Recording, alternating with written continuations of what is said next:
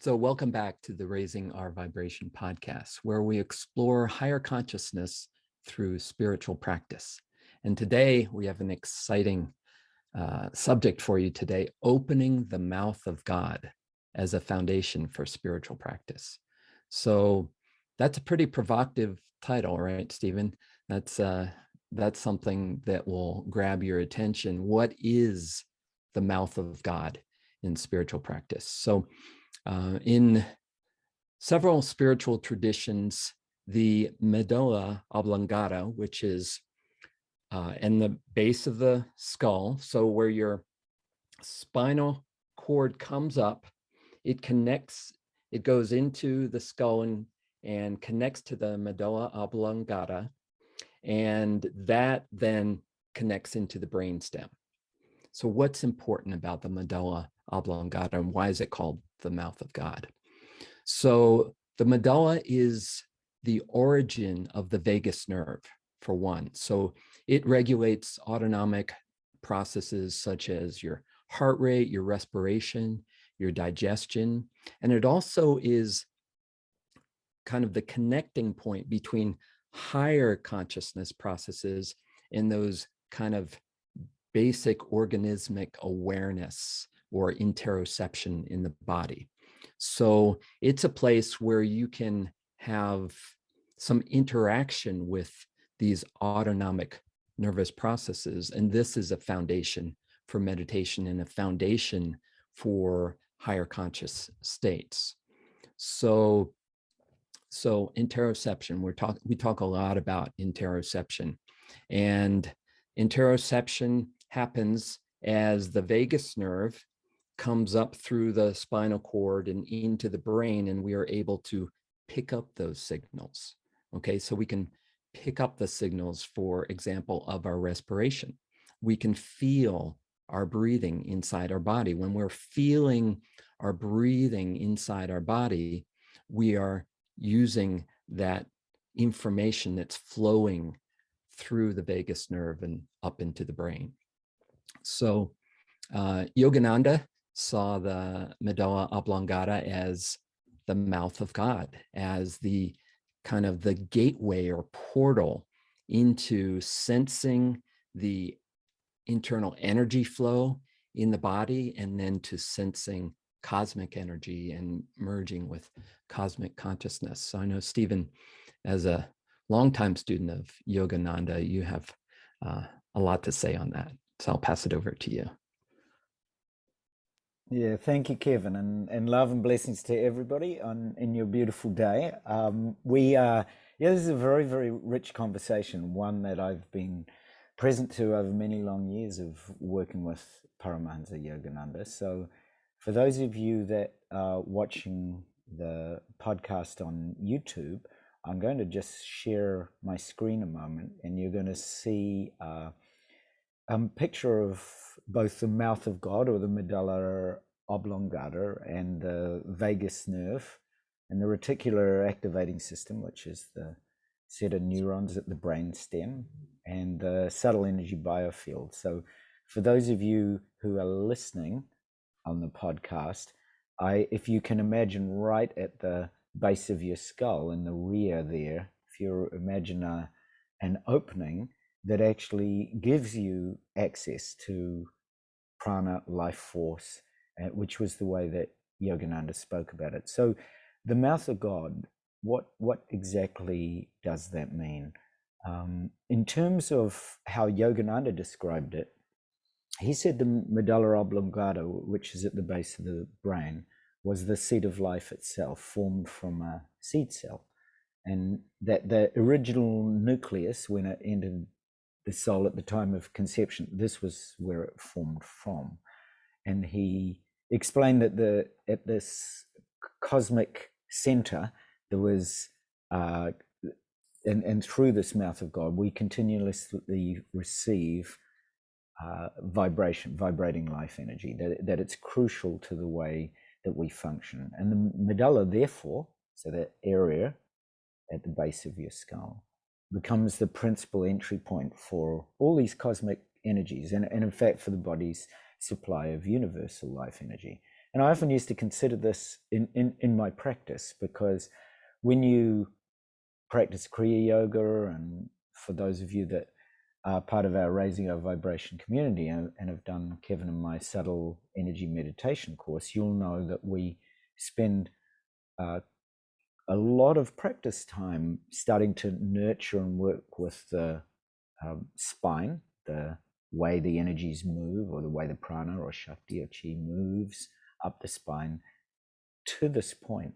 And so Yogananda advised particularly that people practice drawing the energies up the spine now. So you can do this with me as I'm speaking. You can imagine your spine like a hollow tube of light, and imagine that on your inward breath, just very subtly, that you draw the energies up your spine, up to the back of the skull there, right at the medulla. And if you pause there for a moment and look out from the back of the skull towards what Yogananda called the Christ consciousness center between the eyebrows, then you'll start to perceive this movement of awareness. You might perceive a light, you might perceive a kind of single focus energy, or you may just feel energy there, and then drop your awareness back down. So on the exhalation, you drop all the way back down the spine. So that's one very simple practice that you could cultivate, drawing the energy up to the medulla or at the back of the skull, and then exhaling and letting the energy drop down. Now that cultivation of that energy in the spine, Yogananda spoke about that mouth of God, this opening to where God breathes life force into you. So I always, I remember as a youngster, as a teenager, thinking, oh, God's breathing life all the time into me from through that point. And in many ways, if you consider awareness, if you can consciously experience that, if you're bringing your awareness to this point, then you start to realize that there is a link between you and the universe, or between the self and creator, or however you want to put it in your language, between you and source, that we quite often perceive ourselves as separate, right? As this separate identity and this separate body. But if you look at connections like this, that there are structures within the body that are actually designed to connect us to this infinite source, then it gives us a completely different feel to the way that we interact with life, the universe, and all around us. So when Yogananda was describing this, he spoke particularly about the medulla oblongata in this way. So if you, right now as you're listening to me, if you perceive the spinal cord again, going all the way from the base of the spine, so feel right down into the base of the spine, the Muladhara chakra, right? So if you breathe down there for a moment, you can do it eyes open, eyes closed as you're listening to me. So just be aware of these energy centers. So you're pretty aware, you sit on that right at the coccyx, right? You sit on that all the time. So you're aware of that energy center. And then if you take a little inward breath and just breathe up a few inches into the back of into your back, then you can connect with the sacral chakra, right? Swadhisthana chakra. And Yogananda said it's really important to be able to connect with the energies flowing here. And then you breathe up further. So you take another inward breath and you breathe up into the manipura, or the lumbar, or the navel chakra, and then breathe up further into the anahata, or the heart chakra. And then you breathe right up into the throat chakra. And then you breathe right up into this seat of the sixth center, the medulla. So one part of the seat is at the back in what's called the mouth of God, and the other part is in the front of the third eye area, and the connection between them, which runs straight through the pineal gland. So as you're sitting there listening to me, and you're focused on both the back of your skull and on the Christ center, that center right at the point of the junction of the eyebrows, this structure at the base of your brain, this medulla, is the principal point of entry of life force. So the prana comes into the body through that, and its function is to receive and direct the incoming flow of cosmic energy. So right now, as you're listening to me, if you're focusing on the back of your skull there, imagine it opening right now like the mouth of God, as if it's literally this portal for prana. And then as you breathe in and direct this incoming flow of cosmic energy up and through to the third eye, for example. So just try that now. Breathe in through the back of the skull, and breathe out and breathe through that Christ center or the Ajna chakra or the point between your eyebrows. And then try breathing in through that medulla, through that mouth of God. So opening to the mouth of God, opening to this portal that brings in this prana. And then as you breathe out and up and through into the seventh center, the Sahasrara, or the 1,000-petal lotus in the topmost part of the brain. And then feel, pause there for a moment, you might feel a tingling because you're breathing in from the medulla and out to the crown. And then feel a tingling because from this reservoir, right at the top of the head, the energy is distributed right throughout your body. So you might feel it flowing down over your body like a distributor, like it's sending the energies down around your body, down around your skull, down through every body cell, right down and through your arms and your hands, right down through your chakras, right down through your body, down through your legs, through your feet, and then down to the earth. So the medulla itself is a switch that controls the entrance, storage, and distribution of the life force. So you can try it one more time. Just breathe in, open the mouth of God. So open the medulla, the back of the skull. Direct the energy, this time on the outward breath, direct it up to the crown. Pause for a moment. Feel the tingling sensations there. And then as you exhale, feel it like cascading down like a waterfall over your back, down your arms into your hands, right down the chakras, right, descending down through the brain, throat, heart, navel, sacral, base, spine, down your legs, down, and making this connection and feeling interconnected and in union with all things and all beings. So that's just a simple exercise that Yogananda used to do to help direct prana or life force. Beautiful. I feel great. Yeah, me too. A couple things. Now we're used to feeling this, right? So we've sensitized to these interoceptive signals, right, over years of practice. So, you may or may not feel something right away, but here's some things that can help with that, both posture and breathing cues. So one is to really anchor your tailbone. So as Stephen talked about, that you're really focused down into the coccyx area and really feeling that tailbone is anchored down into the earth, right? And then feel as if there's a string attached to the top of your head, drawing your spine upright. So you have this nice extension of your spine from your tailbone right up through the top of your head. And then just tuck your chin just slightly. And that opens, so you've lengthened the spine, opened up the space between the vertebrae, and then just tilted just slightly forward, and that opens up this space in the medulla. And you can feel that energy flow much more easily. And if you do that, as you do that in breath, if you have that spinal extension and then you tuck your chin as you're drawing the breath, you can really feel it moving up into the medulla and into the brain, and then forward and upward from there. So posture is really important in this practice, right, Stephen?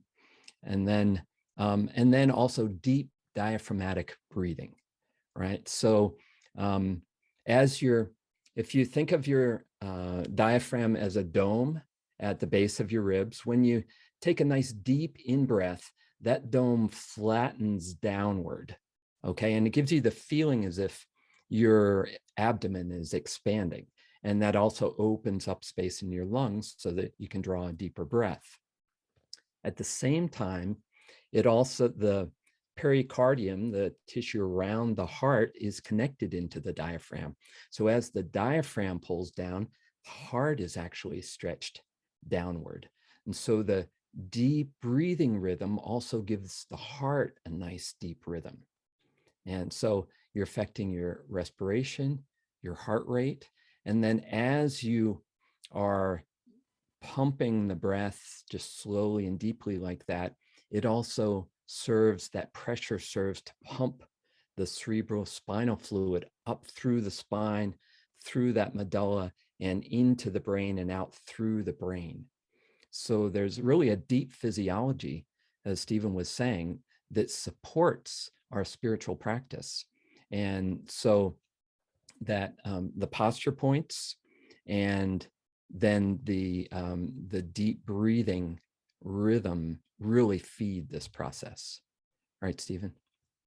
Yeah, I think the power of what Kevin's guiding you to is, if you, so for example, if you do exactly what Kevin had guided you into now, and this time feel the difference in your sensations in the body. And so if you really center yourself, feel that grounding in the base of the spine, and then feel the connection from the base of the spine all the way to the crown. And then gently tuck your chin so that you really feel that lengthening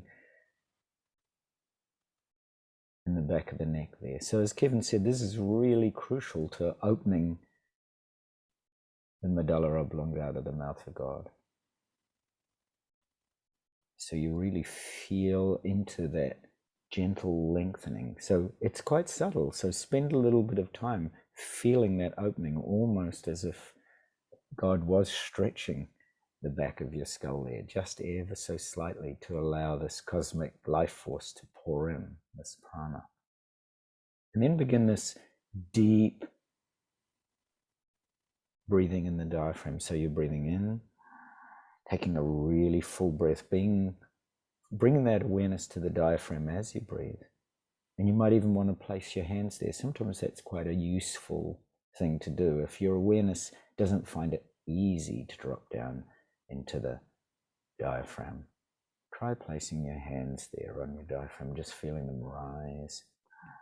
And you're taking big, full breaths. It's like the entire universe is in your diaphragm. Just as Kevin was explaining, that there's this real inflation.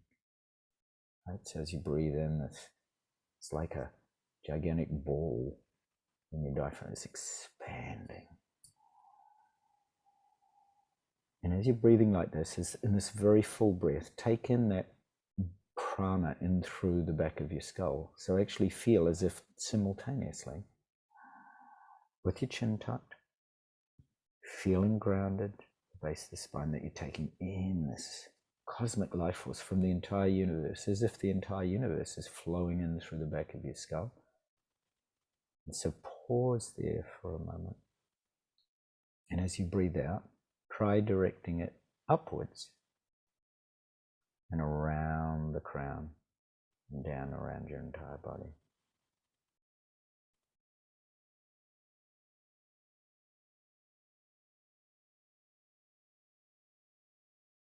It's just this beautiful feeling. It might make you smile because this so subtle and like God's life force is moving through you. Try it again. So you're trying to simultaneously open with this deep diaphragmatic breathing. So you're breathing in really deep, and as you do, you're drawing the energy up this time on the inhalation, drawing it through the back of the skull and up to the crown.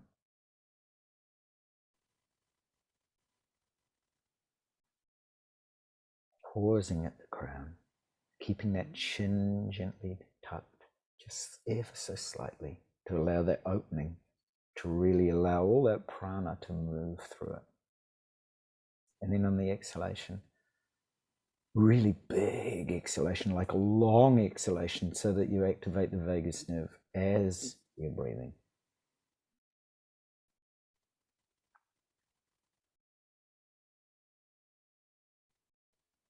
It's long.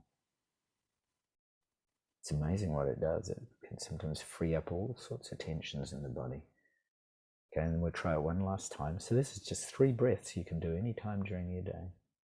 So again, using the instructions Kevin gave you, grounding in the tailbone, tucking your chin, deep diaphragmatic breathing. As you do, this time you draw the energy straight up to the crown, drawing all that prana as if the entire source of all force in the universe is being drawn up. All life force is being drawn up to your crown. You pause there, keep the chin gently tucked, keep the posture straight, grounded in the tailbone. Keep that big full breath, and then as you exhale, feel as if a waterfall of cleansing, healing prana is moving out from the crown, down and flooding every body cell, flooding down over through the crown, the brain, throat, heart, down your arms, into your palms, down the navel chakra, sacral chakra, base chakra, down your legs, right through the thighs, calves, feet, and into the earth. It's almost as if you can feel the prana of the earth connecting with it, connecting with this life force beneath your feet, all around you, in all directions. Then you just rest. You don't need to try, you don't need to do anything, because this life force is automatically breathing through you. Right? There's this open pathway from the medulla to the crown, and then down and around the whole body. Your whole body feels like the cosmos. Feels like it's breathing the cosmos in every moment, as if every one of your cells is lit. Just as you rest there, rest with this really full breathing in. As you breathe out, this long, subtle exhalation. And it might feel so peaceful and so relaxed. So deeply at one with everything. So you just rest in that silence and stillness and spaciousness.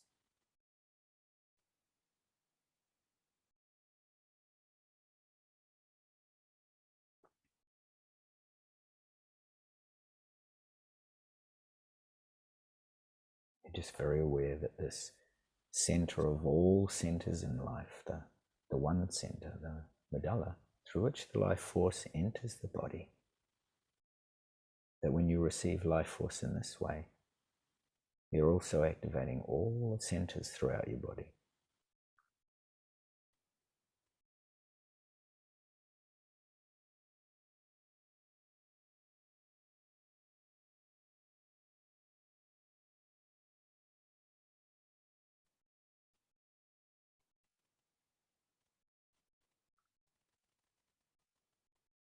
So just gently open your eyes as that life force, as that limitless awareness that knows all things, that's interconnected with all things.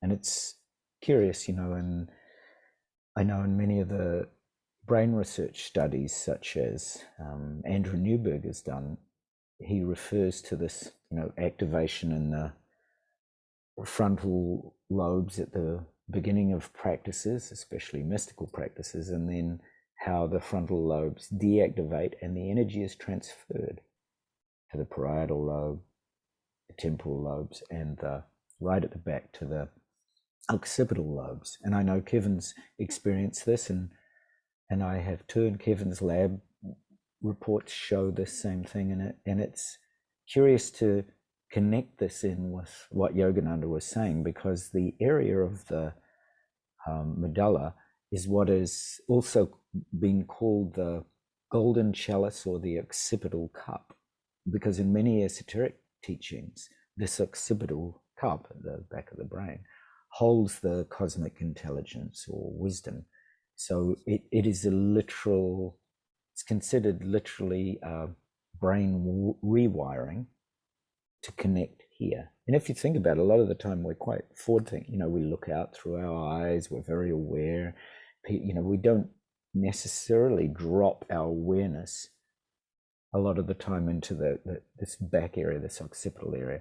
So the occipital, and being called the occipital cup, is esoterically is considered to hold universal knowledge, and that it's in many of the esoteric teachings that I was present to, even at the same time as I was studying with Yogananda, they were saying the same thing in these the alchemy of Saint Germain, where they spoke about transmitting energy from the golden chalice or the occipital cup up through this silver cord to the crown, which opens Kundalini and allows the energy to flow down. So I found it extremely curious that this same occipital cup or golden chalice that they referred to in Saint Germain's teachings was the same medulla oblongata or mouth of God that Yogananda referred to.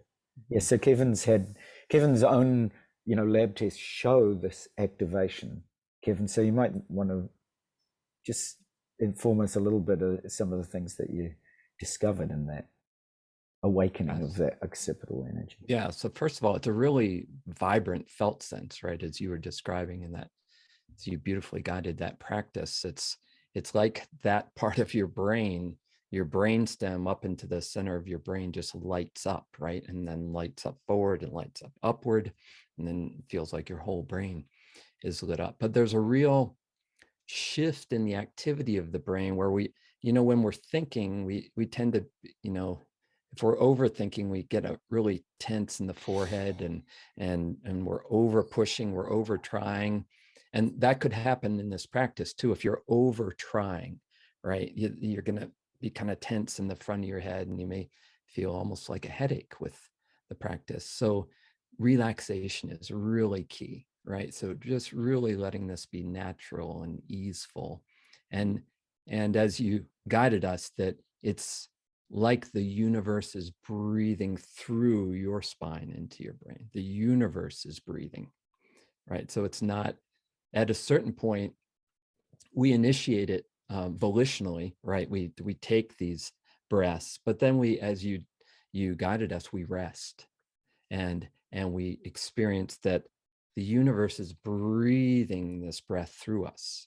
So there's this transition from kind of I'm doing this to it's being done to I am the universe. I am the universal breath, right? So there's kind of these subtle layers that go through. So relaxation is really important. And then also that felt sense of shift backward, like you guided us to. And so in the lab, we've seen this, let's see, here we go. So in lab reports where we've both have gone and had lab tests on our brain waves. So I went and had 19 electrode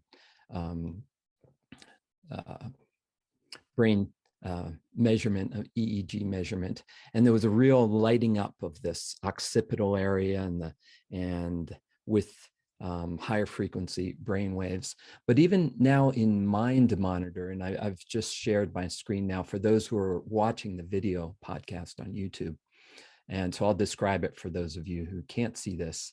But Mind Monitor using Muse now has this second box down at the bottom, if you can see my arrow for those who are on video, where they show the relationship of power in the front of the brain versus the back of the brain.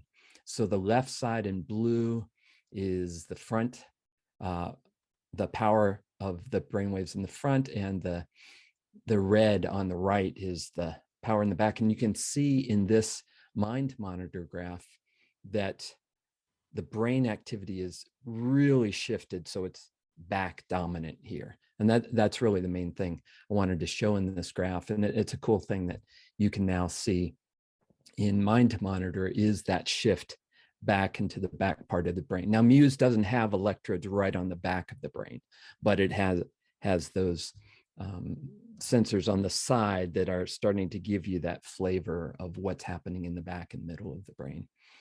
So anyway, I just thought this graph was interesting, and I'll just take you through. In this practice here, there were different phases of the practice. First, where I'm doing in the first section here, up in maybe the first 6-7 minutes, I'm doing a deep diaphragmatic breathing, and you see this what we call the triple middle pattern here of that breathing concentration. Then you'll see as I focus down into the base of the spine, as Stephen guided us, there's a subtle rising of gamma and beta as the energy begins to rise. And then I just rest with that energy there. So I kind of let it settle and really focus down into the perineum, down into the root, and just let the energy settle, build, and then draw the breath up. And you can see in the last part of the graph, that rising of the gamma and beta waves as that energy is drawn up through the spine. So again, Muse and Mind Monitor, they give us a real interesting insight into how the brain and our physiology and our brain waves are responding to the focal points and the way that we're breathing in our meditation practice. Beautifully said, Kevin. Yeah, I think one of the wonderful things you and I found about the brainwaves was when we were practicing together and using Muse together, we could get this lovely synchrony and coherence in the shape and the patterns of the graphs. And it enabled us to make some very kind of accurate and reasonable comparisons statistically, at least for two meditators, that these were state that we could activate energies in the front of the brain, we could equally drop it, and we could both verify that from the cues and our felt states and the graphs that there was an alignment and a comparison and a reasonable comparison we could make over there. It's because one thing I'm very aware of in Andrew Newberg's research is he speaks about the lack of data for these kinds of states, for the access to the mystical, the transcendent, and the lack of data of being able to show these shifts. So we were very fortunate to have each other. So I'm always extremely grateful for your wonderful company on the spiritual path, Kevin, because you're one of the few people I can say, oh, look at this that happened, this morning. And then you'll say, oh, what did you do? Oh, I tried this. And then you'll do that. And you'd get the same brain patterns. And interestingly, in just talking about non-locality and spiritual practice, it was uncanny how many times you would do a specific practice and graph it, and me, without knowing you had done that, would end up doing the same thing and graphing it. And then later in the day, when we were both up, we would compare notes. And you're like, oh, I did the same thing, and look. Yeah. So there was some connection there in our, there's a deep connection, obviously, through all of us. And in these practices, we're tuning into that layer of connection, right? We're tuning into that universal life force energy that is really breathed into us. And as we're sensing that, there's connection that is beyond space and time, right? Absolutely.